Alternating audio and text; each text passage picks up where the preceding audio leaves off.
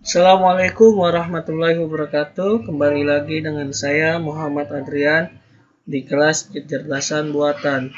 Oke, pada kesempatan kali ini saya akan membahas tentang kecerdasan buatan. Nah, sebelumnya kita pengenalan dulu apa arti kecerdasan buatan itu. Kecerdasan buatan adalah salah satu topik paling menarik untuk dipelajari dan diterapkan karena kelebihannya yang mampu belajar seperti jaringan saraf otak manusia. Kecerdasan buatan. Kecerdasan buatan dibagi menjadi dua. Yang pertama yaitu deep learning. Ini sebagai contohnya. Yang kedua adalah machine learning. Oke, sebelumnya kita bahas dulu apa deep learning itu. Deep learning ataupun biasa kita bahas itu pembelajaran dalam atau sering kita kenal dengan istilah pembelajaran struktural mendalam atau deep structured learning atau pembelajaran hierarki dalam bahasa Inggrisnya yaitu hierarchical learning adalah salah satu cabang dari ilmu pembelajaran machine learning yang terdiri algoritma pemodelan abstraksi tingkat tinggi pada data menggunakan sekumpulan fungsi transformasi nonlinear yang ditata berlapis-lapis dan mendalam. Nah, teknik dan algoritma dalam pembelajaran dapat digunakan baik untuk kebutuhan pembelajaran terarah atau supervised learning. Pembelajaran tak terarah yaitu biasa dalam bahasa Inggrisnya unsupervised learning dan semi terarah dalam bahasa Inggrisnya semi supervised learning dalam berbagai aplikasi. Nah, deep learning itu banyak kita lihat dalam kehidupan sehari-hari dan deep learning itu mempunyai kegunaan dan mempunyai kelebihan yaitu satu, dapat mengenalkan citra. Dapat pengenalan citra. Nah, maksudnya pengenalan citra ini apa? Deep learning ini bisa mengenal dari berbagai macam warna dan bisa mengenal abstrak-abstrak dari berbagai warna. Kita ambil contoh aja warna merah, warna biru, warna kuning, dan warna hijau. Nah, yang kedua adalah pengenalan suara. Selain pengenalan citra, deep learning pun bisa mengenalkan suara, bisa mengenal suara, bisa menganalisa suara yang datangnya dari si pembuat program tersebut. Ini sebagai contohnya yaitu misalkan membuat suatu robot. Nah, robot itu kita suruh dia jalan ataupun suruh mengambil secangkir air. Nah, di dalam robot itu kita masukkan deep learning dan kita bisa mengasih algoritma tentang pengenalan suara, maka robot tersebut langsung mengenali suara kita dan langsung bisa melaksanakan tugas yang disuruh si pembuat tersebut. Yang ketiga adalah klasifikasi teks. Nah, selain pengenalan citra, pengenalan suara, deep learning pun bisa menganalisa klasifikasi teks. Nah, maksudnya klasifikasi teks itu bisa mengenal oleh si pembuat mesinnya tersebut. Misalkan kita menulis di suatu komputer ataupun di laptop. Nah, contohnya itu misalkan kita pasang di Google, kita mencari sesuatu lah seperti foto ataupun apa, dia langsung mencari apa yang kita mau. Nah, itu yang dimaksud klasifikasi teks. Nah, ini contohnya A, B, C, D.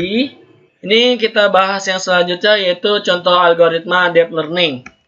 Oke, di sini saya algoritma tentang pengenalan citra. Nah, di sini ada 3 foto yang saya ambil dari Google. Nah, di dalam foto ini, kenapa deep learning itu berfungsi? Kita coba search di Google ataupun di mesin pencarian yang lain. Kita lihat foto. Misalkan kita search pantai ataupun search laut. Nah, dalam sekejap mesin pencarian itu langsung muncul foto-foto pantai, foto-foto laut. Padahal kita tidak tahu itu laut ataupun pantai. Dia langsung mencari sendiri. Ini kegunaan dari deep learning, yaitu pengenalan citra. Oke, kata kuncinya adalah membuat representasi yang bertingkat, mulai dari representasi yang paling sederhana sampai yang paling abstrak. Nah, yang paling abstrak itu misalkan kita tulis saja FOT. Padahal kita nggak tahu FOT itu apa. Nah, si mesin pencarian ataupun Google itu, dia langsung mencari foto-foto tersebut yang muncul. Padahal kita tujuannya tidak tahu ingin ke foto ataupun kemana. Dia langsung membaca sendiri, langsung mengarah ke foto tersebut. Nah, itu yang paling abstrak. Dan yang paling sederhana, misalkan kita mencari gambar ataupun mencari pencarian yang lain, misalkan kecerdasan buatan. Nah, secara tidak langsung, Google pun langsung mengeluarkan materi-materi kecerdasan buatan dari semua orang yang mengakses ke Google tersebut. Nah, itu yang kata-kata paling sederhananya. Nah, ini adalah ilustrasinya. Di sebelah kiri ada foto pantai ataupun foto laut. Nah, di sini ada variable, ada visible layer, ada hidden layer 1, ada hidden layer 2, ada hidden layer 3, dan ada output. Nah, kita lihat dulu di visible layer, yaitu pixel input. Nah, misalnya pixel input yang kita input yaitu warna coklat, biru, dan abu-abu. Di hidden layer, itu warna pun berubah menjadi coklat rada putih, dan biru pun berubah menjadi putih hijau, dan yang ketiga di hidden layer yaitu hitam coklat. Dan di hidden layer 2 itu pun berubah lagi warnanya. Yang tadinya rada-rada ngeblur dan sekarang ditambah-tambah ngeblur lagi menjadi lebih jelas. Yang di hidden layer 3 itu gambar pun semakin jelas dan semakin bisa dilihat. Nah, output ini pengeluaran. Misalkan di hidden layer 3 ini ada gambar manusia, ada gambar bukit, ada gambar laut. Nah, di hidden 3 ini kita jelaskan dulu ya. Yang pertama yaitu dengan input pixel-pixel pada gambar, lapisan pertama dapat dengan mudah mengenali tepi. Yang kedua, dengan representasi gambar oleh tepi pada lapisan pertama, lapisan kedua dapat dengan mudah mengenali sudut dan kontur. Yang ketiga, dengan representasi gambar oleh sudut dan kontur pada lapisan kedua, lapisan ketiga dapat dengan mudah mengenali bagian-bagian objek. Dan yang terakhir yaitu representasi gambar oleh bagian-bagian objek pada lapisan ketiga dapat digunakan untuk mengenali objek. Nah, yang keempat ini hampir sama dengan hidden layer 3 dan hampir sama dengan output. Nah, apa yang dimaksud dengan hidden 3 ataupun output? Nah, yang keempat ini hasil dari semua visible layer, hidden layer 1, dan hidden layer 3. Dan yang keempat ini maksudnya ini representasi gambar oleh bagian-bagian objek itu. Gambar pun sudah mulai jelas dilihat dan gambar pun sudah bisa dilihat tanpa ada ngeblur ataupun abstrak-abstrak yang lainnya. Ide dari deep learning adalah membuat hierarki konsep-konsep dengan arsitektur yang terdiri dari beberapa lapisan, menyusun konsep yang kompleks dari konsep-konsep yang lebih sederhana.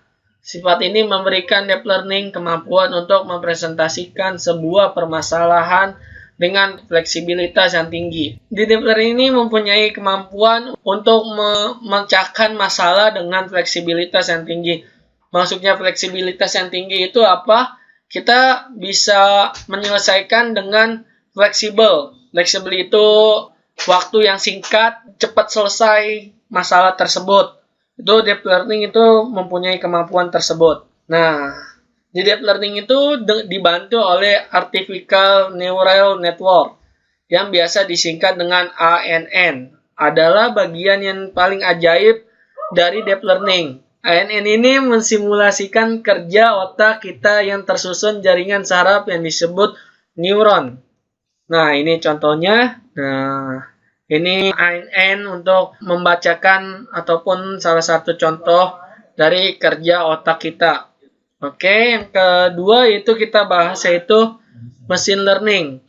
Machine learning adalah metode yang digunakan untuk membuat program yang bisa belajar dari data. Berbeda dengan program komputer biasa yang statis, program machine learning ini adalah program yang dirancang untuk mampu belajar sendiri. Nah, machine learning itu updatean terbaru ataupun yang paling sempurna dari kecerdasan buatan ini. Kita bisa merancang ataupun bisa membuat secara sendiri dengan memasukkan data-data apa yang kita mau. Contohnya robot, misalkan robot kita suruh jalan, kita suruh ngambil air, ataupun kita suruh membuka pintu. Nah, machine learning itu bisa digunakan untuk membuat seperti itu. Oke, beberapa contoh program machine learning yang telah digunakan dalam kehidupan sehari-hari. Nah, yang pertama adalah pendeteksi wajah. Nah, di machine learning ini bisa mendeteksi wajah. Nah, dalam kehidupan sehari-hari kita bisa dilihat di HP. Nah, HP-HP yang sudah modern seperti saat ini, itu kita bisa membuka kunci ataupun bisa membuka keamanan kode tersebut. Biasanya kan kode melalui sidik jari ataupun dengan pola gambar ataupun pola angka. Di HP pun ada namanya machine learning dan bisa membuka keamanan dengan pendeteksi wajah. Nah, yang kedua adalah diagnosa medis. Nah, di dalam rumah sakit pun machine learning digunakan untuk mendiagnosa medis. Nah, misalkan kita ada pasien datang di dalam rumah sakit, kita meminta datanya langsung dimasukkan kepada mesin ataupun program tersebut. Nah, dia pun bisa membaca ataupun bisa menganalisa penyakit-penyakit yang ada di pasien tersebut. Nah, yang ketiga yaitu pendeteksi penipuan kartu kredit. Nah, di machine learning pun kita bisa mendeteksi penipuan kartu kredit banyak di ATM ataupun di bank-bank. Machine learning pun digunakan dan bisa dimanfaatkan dengan sebagus-bagusnya, yaitu untuk mendeteksi penipuan kartu kredit. Dalam masalah pendeteksi kartu kredit ini banyak terjadi di akhir-akhir ini, banyak penipuan kartu kredit. Dengan machine learning pun kartu kredit palsu pun bakalan kedeteksi dengan tinggi ataupun dengan cepat. Yang keempat adalah perdagangan saham. Nah, perdagangan saham machine learning itu jangan ditanya lagi, dia pasti menggunakan machine learning. Nah, dari berbagai angka segala macam banyak penaikan dari saham dan penurunan saham, itu pasti menggunakan machine learning. Dan dari data-data dari beberapa orang, dari puluhan orang masuk kepada si program itu, machine learning pun bakal membaca ataupun bakal memahami dengan cepat perdagangan saham tersebut. Terima kasih, itu dia tadi pembahasan tentang kecerdasan buatan. Assalamualaikum warahmatullahi wabarakatuh.